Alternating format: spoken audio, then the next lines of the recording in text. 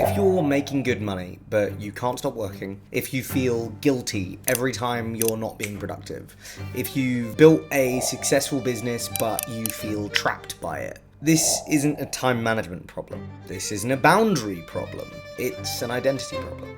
You started your business for freedom, and now you're more trapped than when you had a boss. I'm going to show you exactly why this has happened and how to fix it in the next 10 minutes. I've built multiple seemingly successful businesses, but I was working 80 to 90 hour weeks and stopping felt like dying. What I actually realized was I was a scared kid who was trying to prove that he wasn't worthless. Now I've worked with entrepreneurs who are making 6 figures all the way up to $500,000 a year in personal take home, who still feel, despite that they're worthless and know deep down that they're addicted to work. Underlying that is that they're addicted to avoiding themselves. Here's what's really happening. You're not working because you love it. You're working because not working feels terrifying. You learned that your worth was tied to your work, is directly tied to your productivity. Think about it. When was the last time that you sat still? When was the last time that you did nothing without feeling guilty? When was the last time that you took a vacation without checking your Slack or your emails or trying to monitor that one client? When was the last time you felt valuable just for being you rather than because you had done something worthwhile? The hard part is you can't. You've built an identity around being someone who gets shit done. You are the person who works harder than everyone else. You are the person who never stops. You are the person who can grit their teeth and grind through it. Now, unfortunately, that identity has become a prison. Here's the uncomfortable truth. You're using work to escape. You're using busyness to avoid dealing with the fact that you don't know when you're not achieving something. Work has become your drug of choice because it's the only time that you feel valuable. Let me show you what I call the work addiction cycle and how to break it. Stage 1, there is some original wound. Somewhere in your childhood, you learned that love was conditional. Maybe your parents only paid attention to you if you got good grades, or maybe they were stressed about money, so you decided that you'd never be broke, and working hard was the solution to that. Maybe your parents were workaholics, and the only way to connect with them was showing them that you also were working all the time. The point of all of that is you learned at some point that to be valuable, you had to do something. You couldn't just exist and be loved, you had to earn it. Stage 2 is the success trap. That programming served you well when you were building. It made you hungry.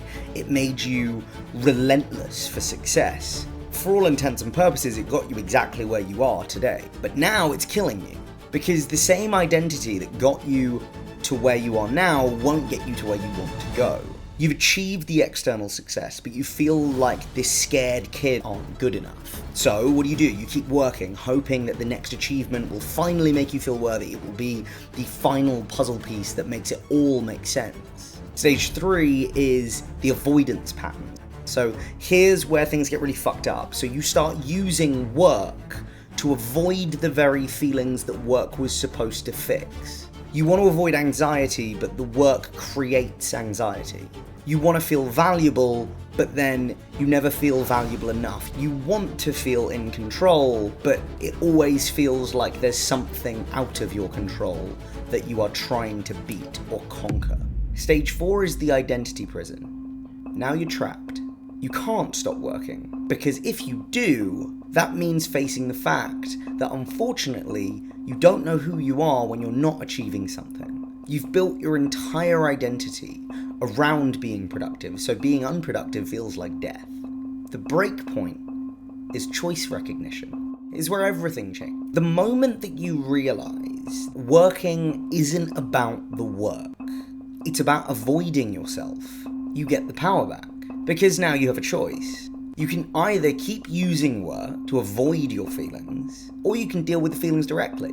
You can keep trying to earn your worth, or you can recognize that you were born worthy. One of my current clients, let's call him Adam. Adam has built multiple businesses to multi-7-figure run rates.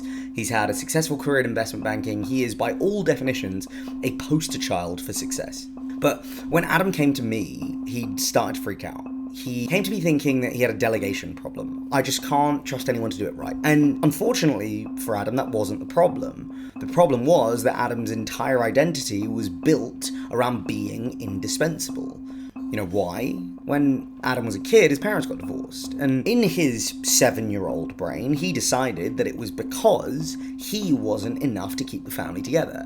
He was the problem. So he spent the next 30 years figuring out ways of being indispensable. Here's the thing.